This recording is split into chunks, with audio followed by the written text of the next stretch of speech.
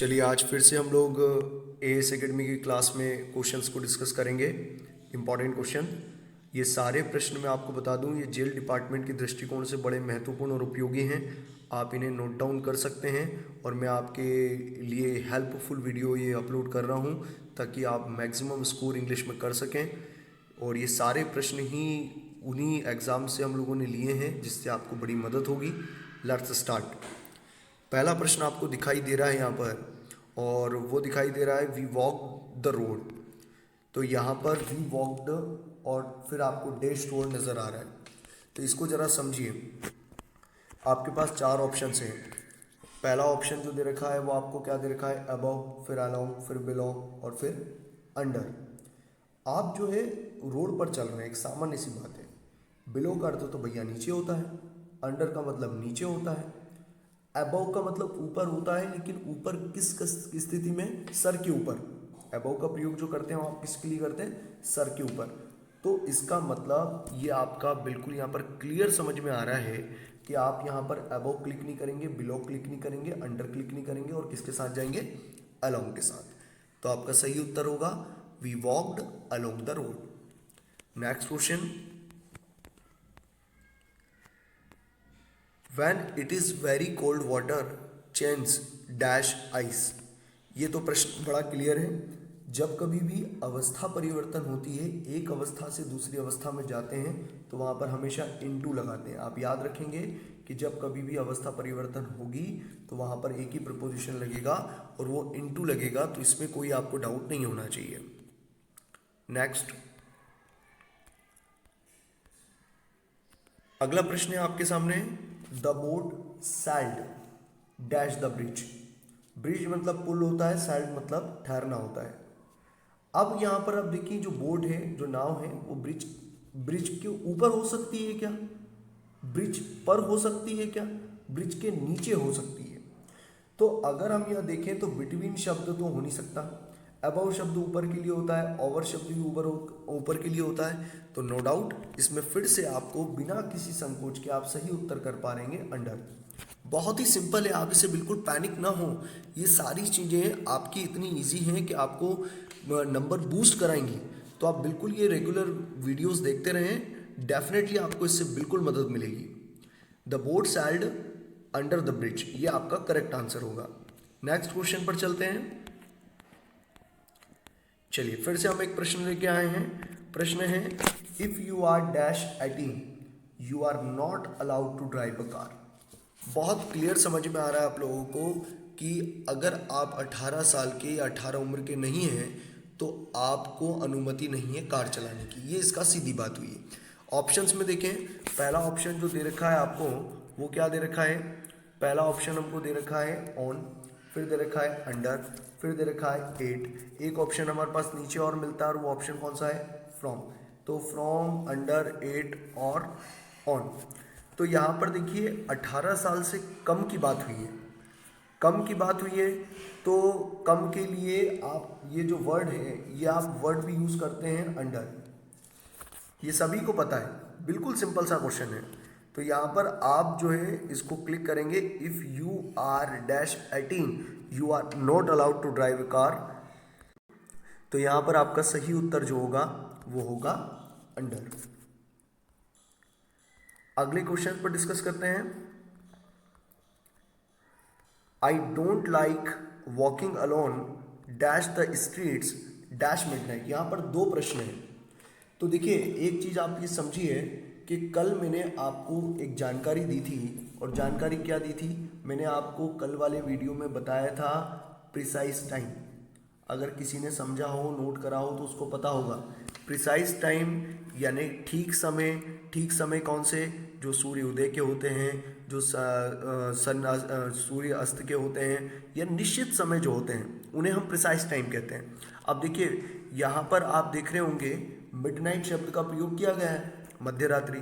तो ये एक प्रिसाइज टाइम है, और जब कभी भी प्रिसाइज टाइम का प्रयोग हो तो वहाँ पर आप आंख बंद करके 8 लगा दीजिए, ठीक है। तो मिडनाइट शब्द के आगे आप क्या लगाएंगे, 8 लगाएंगे। अब 8 लगाना है तो देखिए पीछे वाले में देखिए 8 कहाँ पर है, जहाँ पीछे वाले में 8 है वो हमारा आंसर सही होगा। तो इसका मतलब क्लियर समझ में आ गया, क्वेश्चन जो ऑप्शन नंबर 3 है वो हमारा करेक्ट है। और दूसरी बात, ये जो स्ट्रीट वर्ड आया है सड़क, इसके लिए तो डेफिनेटली आप क्या लगा सकते हैं, इन स्ट्रीट, बिल्कुल लगा सकते हैं। I don't like walking alone in the streets at midnight, ये आपका करेक्ट सेंटेंस होगा। मुझे जो है मध्य रात्रि में अकेला सड़क पर घूमने में मतलब जो है अच्छा नहीं लगता।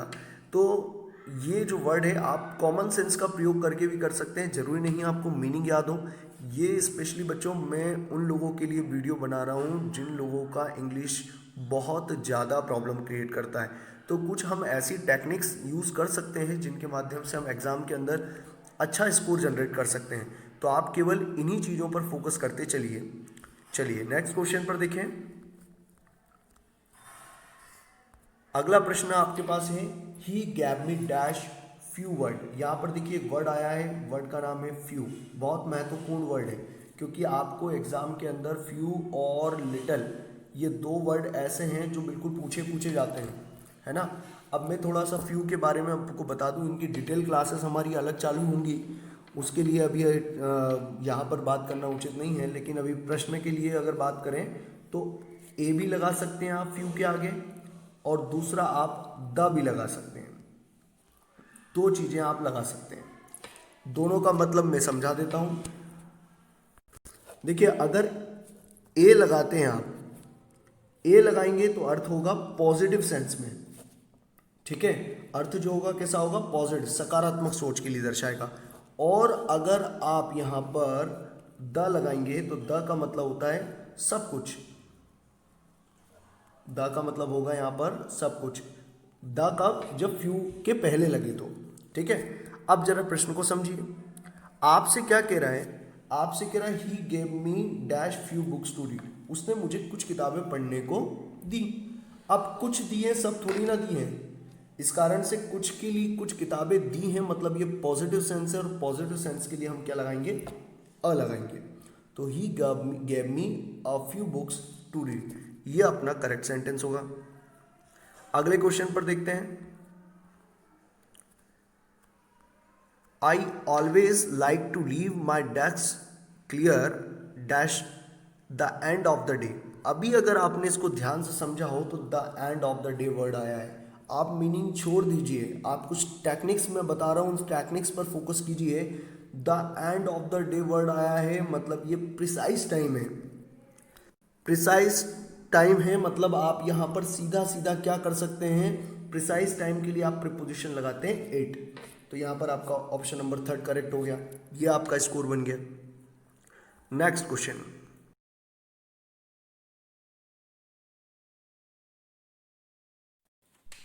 यहाँ से अब हम महत्वपूर्ण क्वेश्चन की ओर बढ़ रहे हैं जो कि एग्ज़ाम में काफ़ी प्रॉब्लम क्रिएट करते हैं। उन प्रश्नों पर ज़रा गौर फरमाते हैं। आप यहाँ पर देखिए, आपको एक वर्ड दिखाई दे रहा है ब्रिटल, और इसमें जो उसका पूरा क्वेश्चन है वो इस प्रकार है, हमसे बोला गया find the word which is most similar, बिल्कुल समान होना चाहिए, meaning to the given word.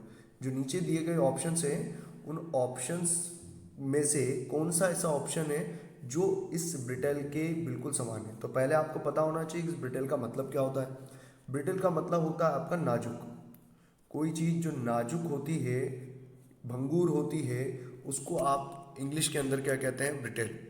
तो अब अगर आपको हिंदी का मतलब उसका पता है तो बहुत सारे लोगों ने इसका आंसर भी ले लिया होगा, क्योंकि आप यहाँ पर देखिए इन्होंने बोला है कि मोस्ट सिमिलर, बहुत ज़्यादा सिमिलर होना चाहिए जो बिल्कुल ब्रिटेल के बिल्कुल बराबर हो। तो नाजुक यानी कमज़ोर को आप एक तरह से मान लीजिए। अब आप बताइए स्ट्रॉन्ग तो मजबूत होता है, तो ये तो हो नहीं सकता। रेसिस्टेंट प्रतिरोध करता है क्योंकि ताकतवर होता है, मतलब ये भी टफ है। और यहाँ टफ शब्द का मैंने प्रयोग किया, ये भी ताकतवर के लिए प्रयोग किया जा रहा है। तो ये तीनों वर्ड जो हैं वो इसके सिमिलर नहीं हो सकते। इस कारण यहाँ पर जो सिमिलैरिटी से आप आंसर देंगे वो केवल देंगे ब्रेकेबल वर्ड को, और ये आपका करेक्ट आंसर होगा। तो ब्रिटेल का एकदम सिनोनिम्स होगा आपका ब्रेकेबल। नेक्स्ट क्वेश्चन को देखते हैं। Find the word which is the opposite to highlight word from the given option. अब यहाँ पर आपको ऑपोजिट बताना है और शब्द आपको दिया गया है ऑनेस्ट। ऑनेस्ट का मतलब सभी लोग जानते हैं, बिल्कुल ईमानदार होता है, और अगर ईमानदार है तो इसका ऑपोजिट आपको बताना है। तो ऑपोजिट्स के लिए हम देखें, ब्रेव बहादुर, ये तो बिल्कुल मैच करता नहीं है। अपराइट, अपराइट भी किस चीज़ को दर्शाता है? अपराइट भी बहादुर व्यक्ति के लिए दर्शाया जाता है और ईमानदार व्यक्ति के लिए दर्शाया जाता है। असल में हम इसका और सिनोनिम्स देखें, ट्रूथफुल भी ईमानदार व्यक्ति के लिए दर्शाया जाता है। तो अल्टीमेटली जो बच गई ये चीज़, वो बच गई है आपकी केवल और केवल अनट्रूथफुल। तो आपका इसमें सही आंसर होगा कि एकदम अपोजिट जो है वो अनट्रूथफुल है। तो यहाँ पर आपका ऑनेस्ट है, ऑनेस्ट का ऑपोजिट होगा untruthful. Next question, what will the synonyms. अब आपको यहाँ बिल्कुल पर्यायवाची शब्द बताना है और शब्द आपको दिया गया है नेटिव। नेटिव के लिए अगर हम बात करें तो नेटिव जो होता है वो शब्द मूल निवासी के लिए माना जाता है। जो मूल निवासी होते हैं, असल में ये थोड़ा चल नहीं रहा है, मूल निवासी। तो यहाँ अगर मूल निवासी के लिए बात करेंगे तो मूल निवासी के लिए जो शब्द है वो आता है आपका नेटिव। तो इसका आपको मतलब सभी का पता होना चाहिए। चलिए एक एक करके हम देखें। सबसे पहले ड्वेलर का मतलब देखते हैं। ड्वेलर का मतलब होता है निवासी। ड्वेलर का जो मतलब होता है वो क्या होता है? निवासी। नेटिव का मतलब क्या होता है? मूल निवासी। अब हमको सिनोनिम चाहिए, है ना। अब दूसरा आप देखें अगर, तो दूसरा जो आपको दिखाई दे रहा है वो दिखाई दे रहा है एबोरिजिनल। एबोरिजिनल का वैसे यूज़ करते हैं, आप करेंगे आदिवासी के लिए। ये जो शब्द होता है वो किसके लिए यूज़ होता है? आदिवासी के लिए यूज़ होता है। लेकिन इसका एक शब्द जो और प्रयोग किया जाता है वो किया जाता है मूल निवासी के लिए। तो आप सभी को यहाँ पर क्लियर हो ही चुका है कि यहाँ पर आपका कौन सा वर्ड आपका सही होना चाहिए। तो नेटिव यानी मूल निवासी होता है और यहाँ पर एबोरिजिनल, ये इसका मतलब भी मूल निवासी होता है। बाकी सिटीजन आपको पता है, नेशनल आपको पता है, तो ये दोनों यहाँ पर मैच नहीं करते हैं। इसलिए हम कौन सा ऑप्शन के साथ जाएंगे? सेकंड ऑप्शन के साथ जाएंगे, ओरिजिनल। चलिए नेक्स्ट देखते हैं।